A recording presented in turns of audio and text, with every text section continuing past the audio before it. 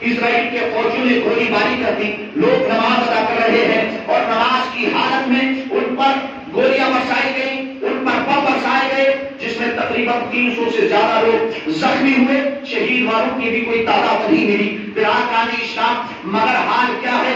کیونکہ آج مسلمان سو گیا، اس کو نہیں پتا اگر برابر کا پڑوسی کسی درد میں مبتلا ہے تو مجھے اس کے درد کا کوئی احساس نہیں، میں نے سوچا کہ اس کو تکلیف ہے وہ جانے کا مجھے کیا لے کر دینا ہے۔ برادران اسلام، اگر کسی بستی کا معاملہ ہے تو دوسری بستی والوں نے اس کی طرف نظر کرنا بند کر دی، کیوں؟ اس نے سوچا کہ اس بستی کا معاملہ ہے، میں اس میں نظر کیوں رکھوں گا، میں اس میں بیچ میں ٹانگڑان کیوں آؤں گا۔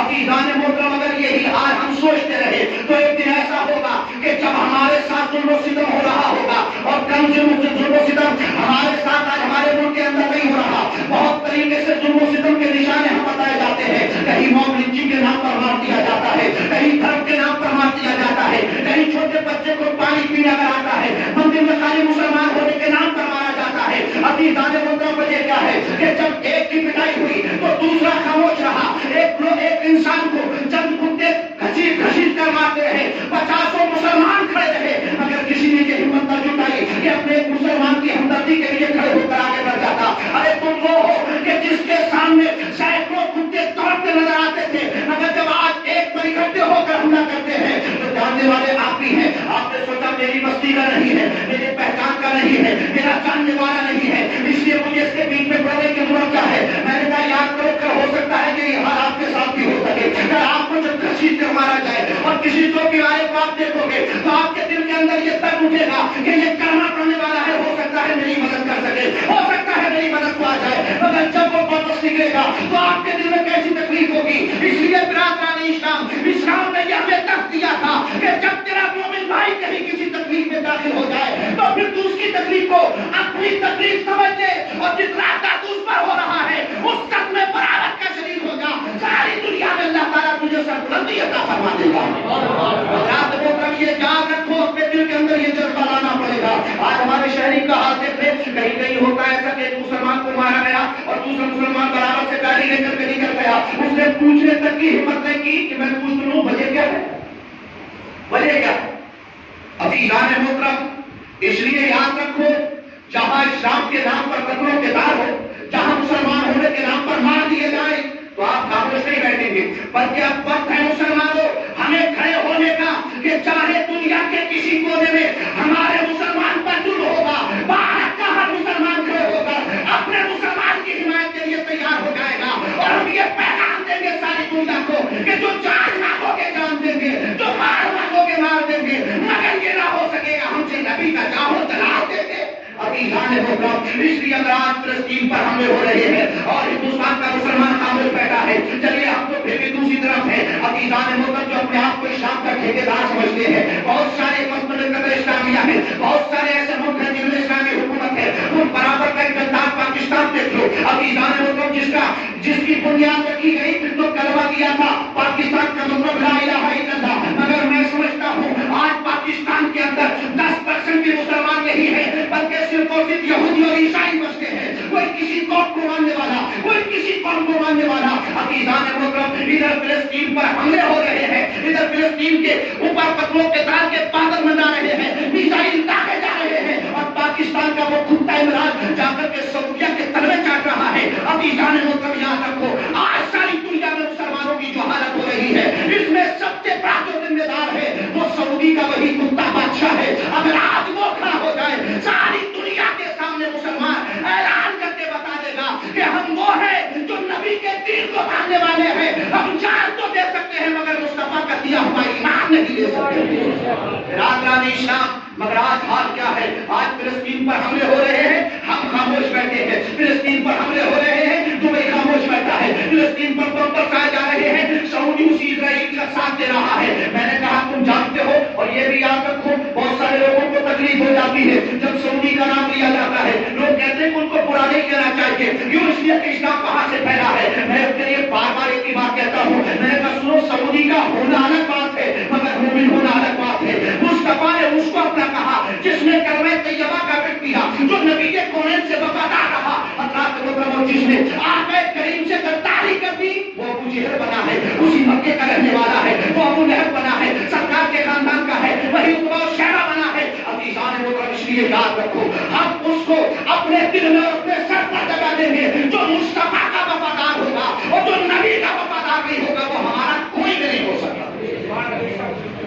آپ ہسٹری کو پڑھیں, آپ پڑھ کر کے دیکھیں, آپ کو معلوم ہوگا کہ سن 2023 میں جو ترکی کا معاہدہ تھا سعودیہ کے ساتھ 100 سال پورے ہو رہے ہیں, اور اس کو خطرہ یہ ہے کہ آج دنیا میں مملکت اسلامیہ میں اگر کوئی سب سے بڑی طاقت ہے تو وہ ترکی ہے, اور ترکی کا وہ مرد مجاہد جسے آج دنیا طیب اردوغان کے نام سے جانتی ہے, ایک ایسا انسانیت اور اسلام کا ہمدرد ہے کہ جب کبھی اسلام کے ماننے والوں پر کہیں پر ظلم لگتا ہے تو اس کے دل کو تکلیف ہوتی ہے. سب سے پہلے جو اس کی حمایت میں کوئی لفظ اٹھتا ہے, آواز اٹھتی ہے, تو وہ طیب اردوغان کی اٹھتی ہے. عزیزان ہو کر جب صدام حسین زندہ تھا, آپ نے تاریخ دیکھی ہوگی, آپ مجھ سے بہت سارے میری عمر سے زیادہ پڑھے کے ہیں, جب تک صدام زندہ رہا اس صدام کے حیبت ایسی تھی کہ وہ اللہ کے ایسا شیر تھا جس کے جیتے جی کبھی مسلمانوں پر کسی نے آنکھ اٹھانے کی طاقت نہیں رکھی, کوئی ہمت نہیں کی. عزیزان ہو کر یہی سعودیہ کتا تھا جس نے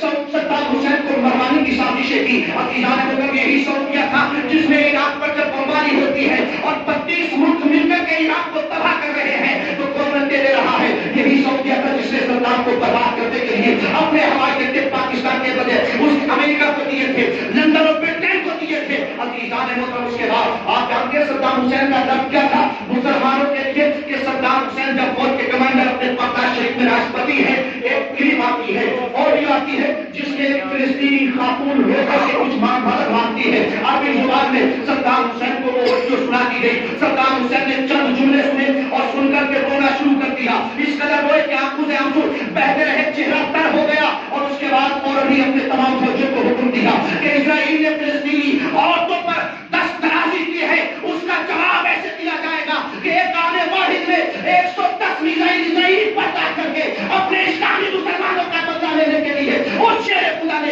اس اللہ کے شیر نے اس انداز سے دم دیا تھا. مگر حضرات محترم آج جو اس کو پھانسی ہوئی, آج جو اسلام سے صدام حسین کو جو دنیا سے مٹایا گیا, اس مٹانے میں سب سے بڑا اگر کسی کا ہاتھ ہے تو وہ انہیں سعودیوں کا, یہودیوں کی اولادوں کا ہاتھ ہے جنہوں نے صدام کو مٹانے کی کوشش کی ہے. کیوں انہیں معلوم تھا کہ صدام جیسا کرو فرمانا انسان, صدام جیسا حق کو انسان, صدام جیسا مصطفیٰ کا وفادار انسان ہو سکتا ہے کبھی ہمیں بھی پیڑ ڈالے. عزیزان محترم اس لیے انہوں نے سوچ لیا اور صدام حسین کے خلاف 32 ممالک حملہ کرتے رہے. عزیزان محترم مگر آج وہ دنیا میں نہیں ہے, ہم صرف اس کو یاد کر سکتے ہیں. مگر یہ یاد رکھو کہ ہر وقت کوئی صدام تو نہیں آتا, ہم میں سے ہی کوئی صدام بنے گا, ہم میں سے کوئی یاسر عرفات بنے گا, ہم میں سے کوئی غلام علی بنے گا جو اسلام کے لیے کھڑا ہو جائے گا. عزیزان محترم یاد رکھو, آج اس بات کو دل کے اندر رکھو, اگر کہیں پر بھی ہمارے مسلمان کے خلاف کوئی سازش ہوتی ہے, اس پر ظلم ہوتا ہے, تو آپ پر ایمان یہ واجب کرتا ہے کہ آپ اس کے لیے کھڑے ہو جائیں, سپر بن کر کے اس کی مدد کرنا آپ پر لازم اور واجب ہو جاتی ہے. یہ ایمان کی حقانیت ہے. حضرات محترم جب اسلام شروع کے دور کا اسلام ہے, آپ کریم صلی اللہ علیہ وسلم سے پڑھنے والوں کی تعداد کم ہے, اور کہیں پر اگر کسی مسلمان پر کوئی ظلم ہوتا ہے تو اسلام کے ماننے والے اپنی ساری دولت لگا دیتے ہیں کہ یہ غلام ہے, اگر اس کا خرید اور اس پر ظلم ہو رہا ہے تو تجھے جتنی دولت چاہیے تو دے دے, یہ غلام مجھے دے دے.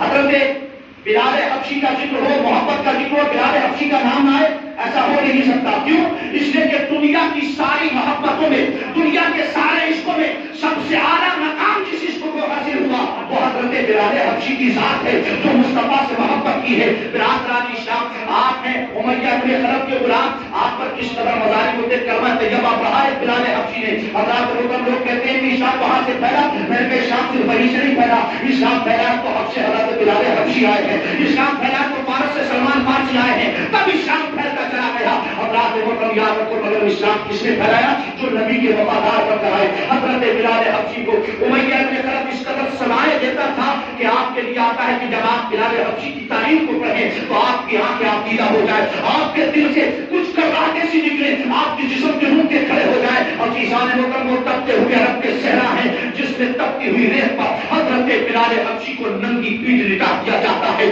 حضرت بلال حبشی کپڑے بدلنا چاہتے مگر آپ کے سینے پر اتنا بھاری پتھر رکھا جاتا کہ حضرت بلال حبشی کی زبان تک باہر آ جاتی, اور اس کے بعد پھر ٹکڑے مارے جاتے بلال حبشی پر, اور کہا جاتا ہے بلال بتا محمد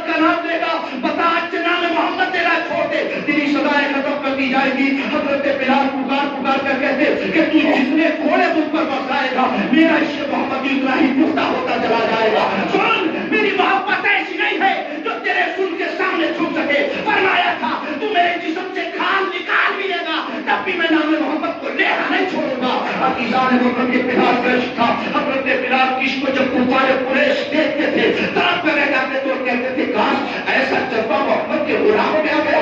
عزیزان محترم حضرت بلال حبشی پر کبھی ظلم سردار سے ہوتا کہ آپ کے جسم کی سارے کپڑوں کو اتار دیا جاتا, سر کاٹ کے گھر دیا جاتا اور آپ کو پٹ لٹایا جاتا. پٹ لٹانے کے بعد بھٹی سے گرم گرم سلاخیں نکالی جاتی, لوہے کی گرم گرم سلاخیں. آپ نے دیکھا ہے آپ کارخانے کا کام ہوتا ہے کہ جب بھٹی سے وہ کانچ نکلتا ہے کتنا سرخ ہوتا ہے. حضرت بلال حبشی کو لٹا دیا جاتا اور لٹانے کے بعد وہ سلاخیں بھٹیوں سے نکالی جاتی اور بلال کی پشت پر لگا کر کے ڈالا جاتا. چربی نکلتی, بلال سے پوچھا جاتا بلال تکلیف ہوتی ہے. حضرت بلال کر رہا تھے اور کرا کر پھر بے ہوش ہو جاتے. پھر بلال کو پانی مارا جاتا, ہوش میں لایا جاتا. حضرت بلال پھر آ کے کھول کر کہتے لا الہ الا اللہ محمد رسول اللہ. جیسے ہی کلمہ طیبہ بلال کی زبان پر جاری ہوتا سارے کفار تڑپ کر رہ جاتے, کہتے ابھی مرا نہیں ہے, سن اور زیادہ کیا جائے. حضرت بلال کو پھر لٹایا جاتا, ہاتھوں کو باندھ دیا جاتا, پیروں کو باندھا جاتا اور چاروں طرف سے کھینچا جاتا بلال کو اور بلال کی مجھ پر پھر کر سراخی چپ ہو جاتی. عزیزان محترم یہ بلال کا عشق تھا. حضرت بلال کہتے ہیں تم میرے جسم کا ایک ایک ٹکڑا کرو, ایک ایک ٹکا پہ کو مگر سنو جو میں نے کملی والے سے محبت کی ہے وہ میری محبت جھوٹی نہیں ہے. میں جان تو دے سکتا ہوں مگر مصطفیٰ کا دامن رحمت نہیں چھوڑ سکتا. عزیزان محترم یہ عشق ہے بلال کا. حضرت خبیب رضی اللہ تعالیٰ عنہ سرکار کی صحابی ہیں. آپ کا حال یہ ہے کہ آپ جب گئے ہیں مدینہ طیبہ سے گئے کسی کے قتل کے لیے, جب بھیجا گیا جو سرکار کے جان کو قتل کرنے کے لیے پالیسی رچا کرتا تھا, حضرت خبیب وہاں گرفتار ہو گئے اور گرفتار ہونے کے بعد حضرت خبیب رضی اللہ عنہ کو گرفتار کر لیا. آپ نے کلمہ طیبہ پڑھا تھا. کیا کیا جاتا تھا, حرم شریف کے سامنے لایا جاتا, انگاروں کو تہکایا جاتا اور تہکا کر حضرت خبیب کو اس پر پیٹ کے بل ڈال دیا جاتا. حضرت خبیب پکارتے یا محمد یا محمد یا محمد یا رسول اللہ, یہ آپ کے عشق میں مجھے جلایا جا رہا ہے. سرکار گواہ رہنا میری محبت اس آگ سے زیادہ تیز ہے. سرکار میری محبت کی آپ کو یہ آگ بتا نہیں سکتی ہے.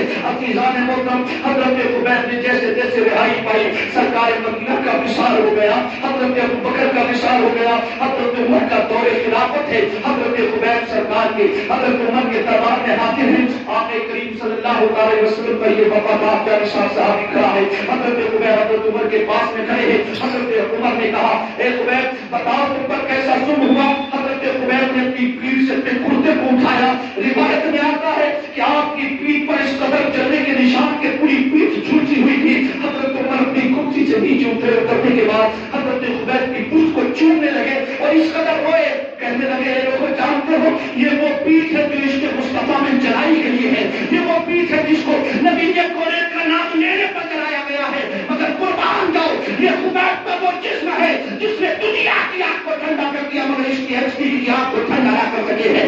عزیزان محترم یہ وفاداران مصطفیٰ کا معاملہ ہے اور جو آقا کا وفادار ہوتا ہے وہی سب سے جو ہمارے سب کا تاج کرتا ہے. عزیزان محترم تو اسلام پھیلا ہے تو حضرت بلال کی قربانی سے پھیلا ہے. اسلام پھیلا ہے حضرت خبیب کی چلی ہوئی پیٹھ سے پھیلا ہے. اسلام پھیلا ہے حضرت حسین کریمین کی شہادتوں سے پھیلا ہے. اسلام پھیلا ہے نبی قریش کی شہادتوں سے پھیلا ہے.